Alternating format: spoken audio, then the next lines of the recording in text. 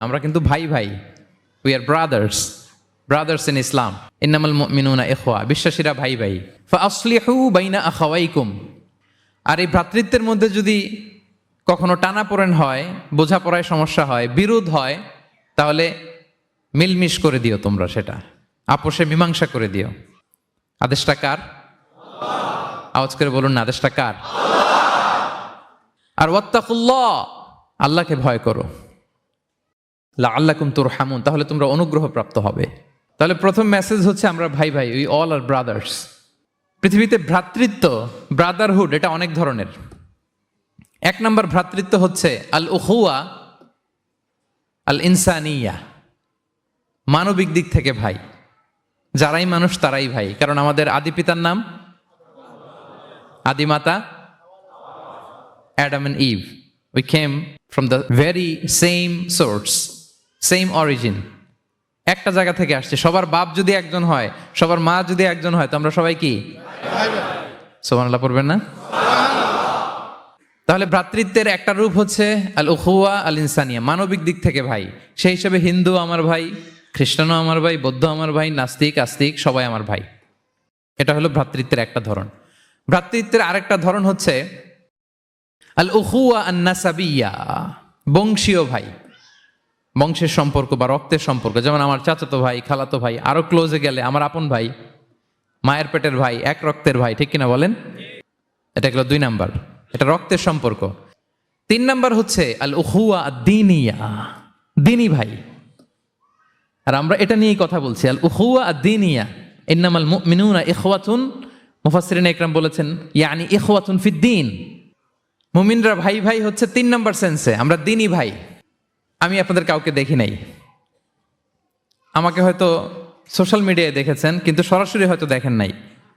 কিন্তু এই যে আমাদের ভ্রাতৃত্ব, এটা দিনী ভ্রাতৃত্ব, দিনী ভাই। আমরা কি ভাই? এবং ইন্টারেস্টিংলি এই দিনী ভাই বা দিনী ভ্রাতৃত্ব আগের দুইটার চেয়েও মজবুত। কখনো কখনো এটা রক্তের সম্পর্ককেও ছাড়িয়ে যায়। সুবহানাল্লাহ পড়েন। বদরের যুদ্ধে এই পাশে কুরাইশরা মানে মুশরিকরা, এই পাশে মুমিনরা। এমনও হয়েছে রাসূল সাল্লাল্লাহু আলাইহি ওয়াসাল্লামের পক্ষে মুমিনদের ওখানে এক ভাই, আর আবু জাহেলের সাথে আরেক ভাই, দ্বন্দ্ব সংঘাত। এই ভাই ওই ভাইকে হত্যা করেছে দিনের কারণে। তার মানে দিনী ভ্রাতৃত্ব এটা এত মজবুত, এটা মাঝে মাঝে রক্তের সম্পর্ককেও ছাড়িয়ে ছাপিয়ে উপরে উঠে যায়। আল্লাহু আকবার। এবং আমাদের দৃষ্টান্ত দিয়েছেন বিষ্ণু ইসা ইসলাম। তিনি বলেছেন তোমরা সবাই দিনী ভাইয়েরা সবাই মিলে এক দেহ এক প্রাণ।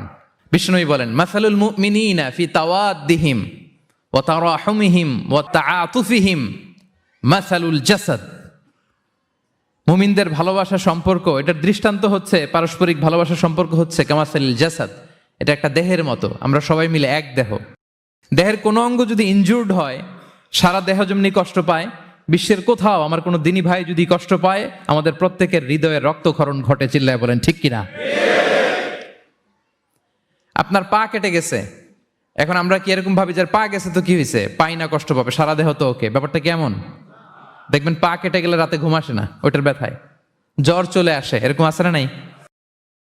এই জন্য বিষ্ণু ইসা ইসলাম বলেছেন মাসালুল জাসাদ, একটা দেহ, দেহের এক অঙ্গ ইনজুর্ড হলে যেমনি সারা দেহ কষ্ট পায়, পুরো দেহটা রাত জেগে থাকে, জ্বর এসে যায়, তেমনি গোটা বিশ্বের কোনো প্রান্তে, কোনো জনপদে, কোনো এলাকায় কোনো মুসলিম ভাইয়ের যদি কষ্ট হয়, সেটা আমাদের হৃদয়ে যেয়ে লাগে। ঠিক কিনা বলেন? ফিলিস্তিনের ভাইয়েরা যদি কাঁদে, আমাদের ভালো লাগে? কাশ্মীরের ভাইরা যখন গৃহহীন হয়, আমরা এটা সহ্য করতে পারি? মিয়ানমারে আমার মুসলিম ভাইরা যখন নির্যাতিত হয়, আমরা কি এটা মেনে নেই? কারণ এক দেহ এক প্রাণ। আমরা যদি কোরআনের দিকে তাকাই, আল্লাহ তাআলা বলেছেন আমাদের সম্পর্কটা হচ্ছে রোহামা ও বাইনাহুম। রোহামা, একে অপরের প্রতি আমরা সফট হার্টেড, রহম দিল, একে অপরের প্রতি সফট হার্টেড। কোরআনের অন্য জায়গায় এসেছে বুনিয়ানুম মারসুস, সীসা ঢালা প্রাচীরের মতো আমাদের সম্পর্ক। হাদিসে এসেছে এক ভাই হচ্ছে আরেক ভাইয়ের মিরআতুল মুমিন, এক মুমিনের জন্য আরেক মুমিন হচ্ছে আয়না। আয়নার সামনে দাঁড়ালে দেখা যায় যে আমার এখানে একটা দাগ, তারপর আয়নার সামনে দাঁড়ালে আমাকে ঠিক করে নেওয়া যায়, গুছিয়ে নেওয়া যায়। তার মানে আমার সমস্যা, আমার ভুল, আমার খুঁত, আমার স্পট, এটা আয়না বলে দেয়। মুমিনরাও এরকম, এক ভাই আরেক ভাইকে সংশোধন করে দেয়। সুবহানাল্লাহ পড়েন।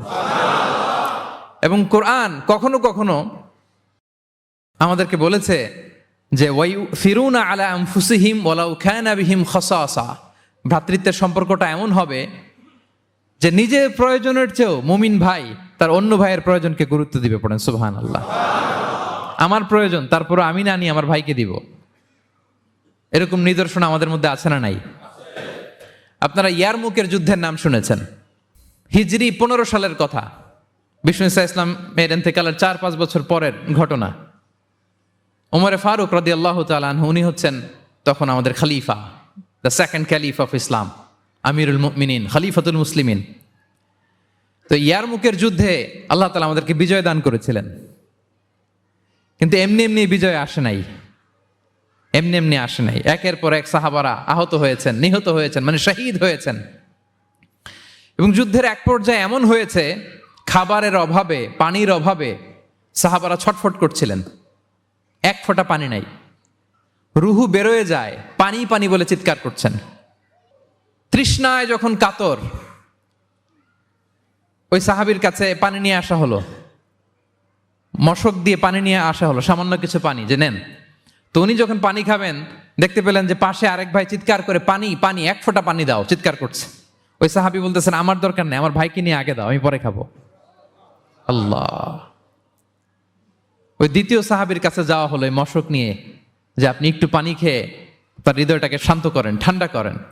তিনি যখন পানি মুখে নিতে যাবেন, পাশে আরেক ভাই চিৎকার করছে, পানি পানি, এক ফোঁটা পানি দাও। ওই সাহাবী বললেন, আমাকে না, আমার ভাইকে দাও, আমার আগে আমার ভাইকে দাও। ওই সাহাবার কাছে নিয়ে যাওয়া হলো, যে আপনি আগে খান। ওই সাহাবীর কাছে পানির মশক নিয়ে যেতে যেতেই উনি শহীদ হয়ে গেলেন। আবার মশক নিয়ে দ্বিতীয় সাহাবীর কাছে আসতে না আসতে দ্বিতীয় সাহাবীও শহীদ হয়ে গেলেন। প্রথম যিনি চিৎকার করছিলেন তার কাছে আবার মশক নিয়ে যেতে না যেতে তিনিও শহীদ হয়ে গেলেন। সুবহানাল্লাহ পড়বেন না? ওয়াইউসিরুনা আলা আনফুসিহিম ওয়ালাউ কানা বিহিম খাসাসা, নিজেদের প্রয়োজন থাকা সত্ত্বেও মুমিনরা তার অন্য ভাইয়ের প্রয়োজনকে প্রাধান্য দেয়। আল্লাহু আকবার। এই হচ্ছে আমাদের ভ্রাতৃত্বের দৃষ্টান্ত। তাহলে প্রথম মেসেজ হচ্ছে মুমিনরা ভাই ভাই, মুমিনরা। আর আমাদের দৃষ্টান্ত হচ্ছে এক দেহ এক প্রাণ। আওয়াজ করে, এক দেহ